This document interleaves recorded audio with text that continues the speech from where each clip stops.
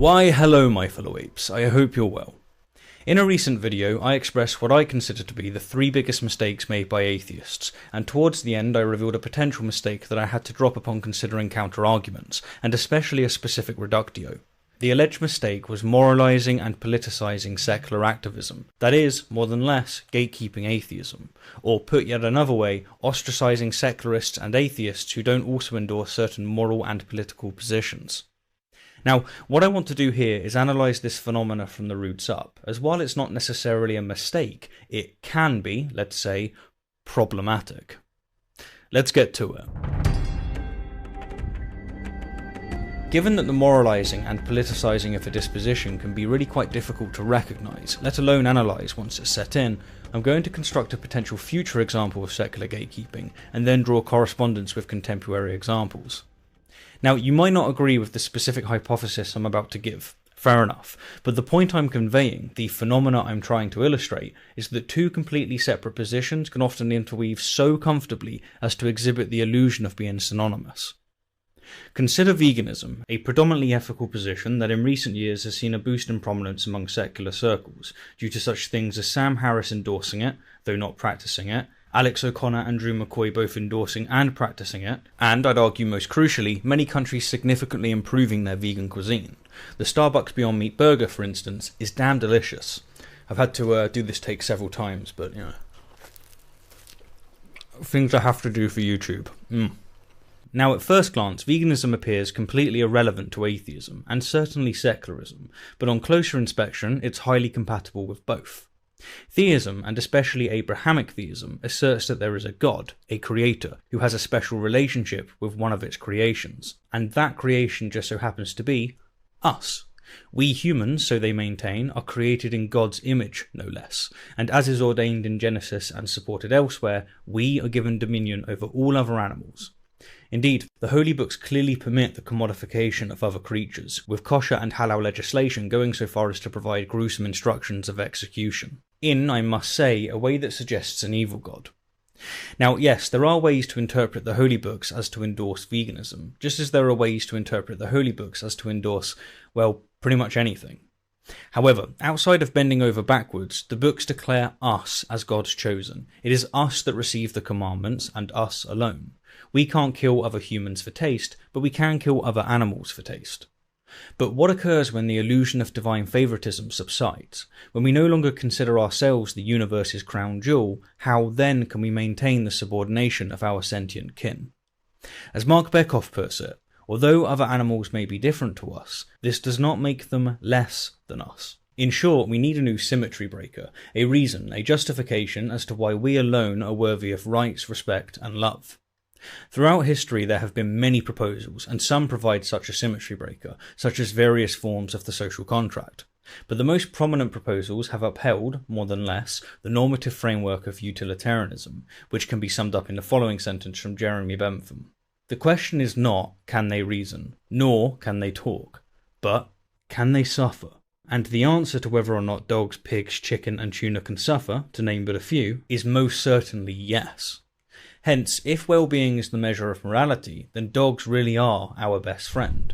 In the absence of divine favoritism, the mistreatment of other animals is very difficult to maintain, and so the philosophy of veganism lends itself comfortably to secularism. Now, as it stands, atheist events are not excluding non-vegans, but given the trajectory and enough time, I for one can easily foresee a future in which atheist events not only exclude, but even disparage non-vegans. And if you're not convinced of this, then consider for just a moment that 20 years ago Richard Dawkins was the face of atheism, secularism and humanism, with him winning the Humanist of the Year no less. Today, however, he has fallen in the estimates of some segments as to warrant the retroactive rescinding of his reward. He is still the face of atheism, yes, but as things have changed, so too has his standing. Now, what I've just predicted with veganism is, at least as far as I'm convinced, precisely what's already happened with such things as multiculturalism and equal rights.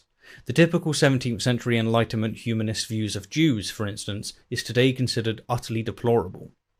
But in any case, whether you see my vegan atheism hypothesis as a possibility or not, the point is that 2 completely separate positions can often complement each other so significantly as to be colloquially fused.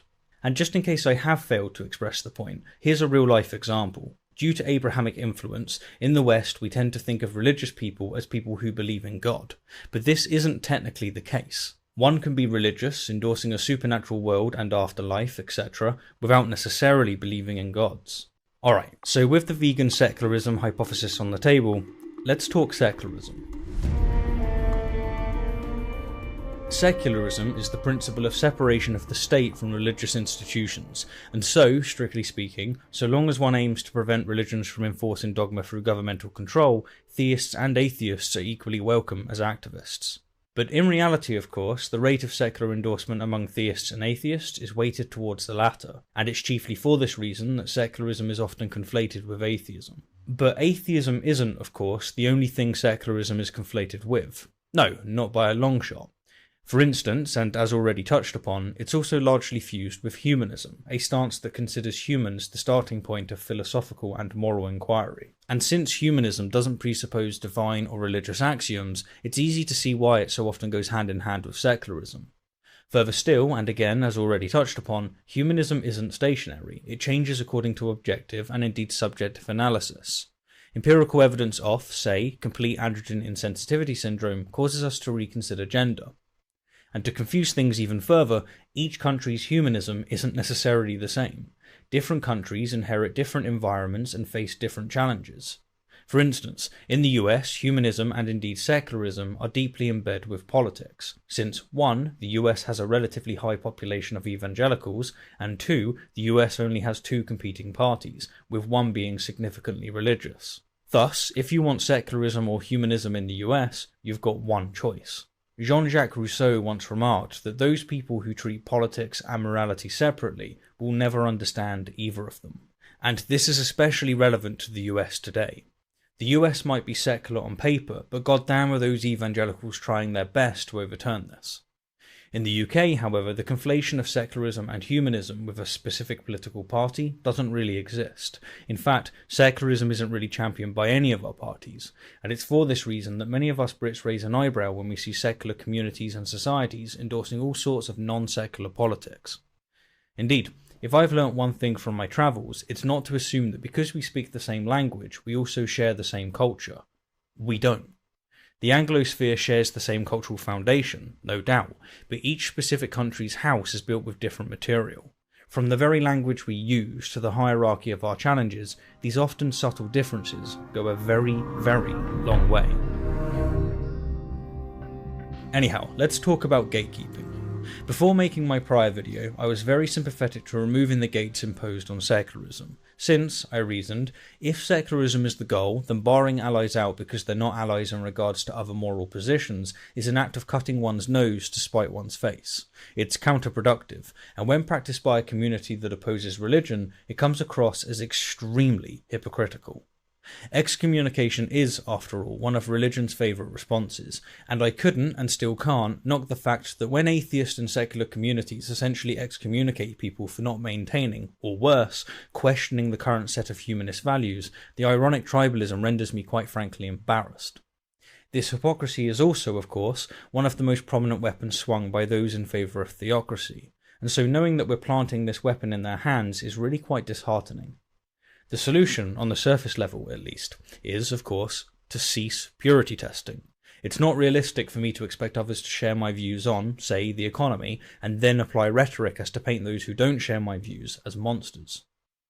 However, if one is to hold a principle, one ought to ponder the most extreme consequences entailed by that principle, and it was by pondering the consequences that I changed my mind.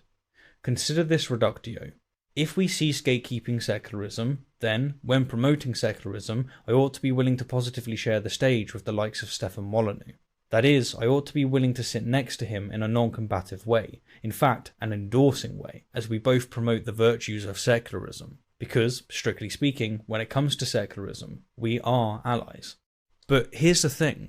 I wouldn't do this. I wouldn't feel comfortable sharing a stage with him unless I was in obvious opposition, and the reason is because I find many of his non-secular views deplorable.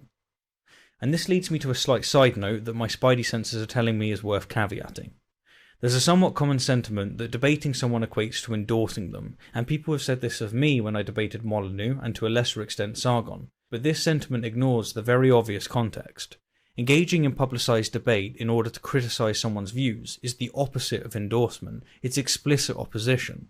Yes, there are right and wrong ways to engage with people like Molyneux, but the notion that any association is endorsement is fanatic.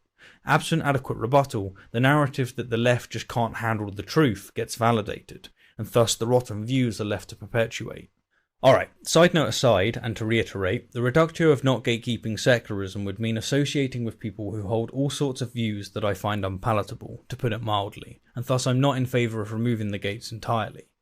But likewise, I'm also not in favour of raising the gates in accordance with strictly irrelevant views, since the reductio of this position is complete isolation, wherein nobody can associate with anyone else since no two people share the same views on everything. To be clear, both of these solutions offer a consistent framework, which is ideally what we'd like, but both entail consequences that I, and I suspect most people, are not comfortable with. So what's the solution? Is there a consistent framework that doesn't entail unacceptable consequences? As far as I can tell, at least as of this moment, the answer is no, not really. The closest in my estimation is basing it on personal preference, as this way one can conduct a utilitarian analysis of a potential collaboration and estimate whether it will overall serve their collective goals, which includes those that are strictly irrelevant to the specific event. But this analysis is compounded by so many factors as to make a truly objective analysis near impossible. Such factors that will have a heavy impact are, to scratch the surface, the specific views that the other party holds, the demographics of the audience, and the zeitgeist of both the local and cosmopolitan landscape. Further still, suppose that someone holds the goal of veganism with such priority as to not want to associate with anyone who promotes a meat-only diet. Well, if the organisers want that vegan, then just like that, they have to erect the gates as to bar out those who don't hold this strictly irrelevant view. So what I'm saying here is that while I don't know of a solution, I am fairly certain that we're dealing with a double-edged sword, and that no matter how we swing it, we're going to get cut. Now, as to whether or not this issue is as problematic as I consider it, I'm not so sure, but I can tell you this. I know of a lot of people outside of the atheist niche who, despite holding secular and humanist values, can't stand internet atheism, and especially US internet atheism.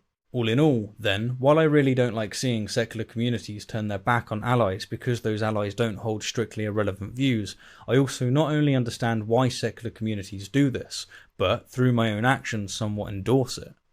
Again, I'm well aware that my position isn't consistent, but that's the point I'm raising here. I don't see a consistent solution that doesn't entail unwanted consequences. Needless to say, if you have a proposal, then do let us know in the comments. I'm sure, at the very least, it will generate an interesting dialogue. Anyhow, before liking the video and subscribing, remember to mock me in the comments as an enlightened centrist, who's dog whistling to the right or attacking free speech. Oh, and as always, thank you kindly for the view, and an extra special thank you to my wonderful patrons and those of you who have supported the channel via other means. I sincerely appreciate your input, especially on the audio drafts. It makes a big difference to many of my videos, this one included.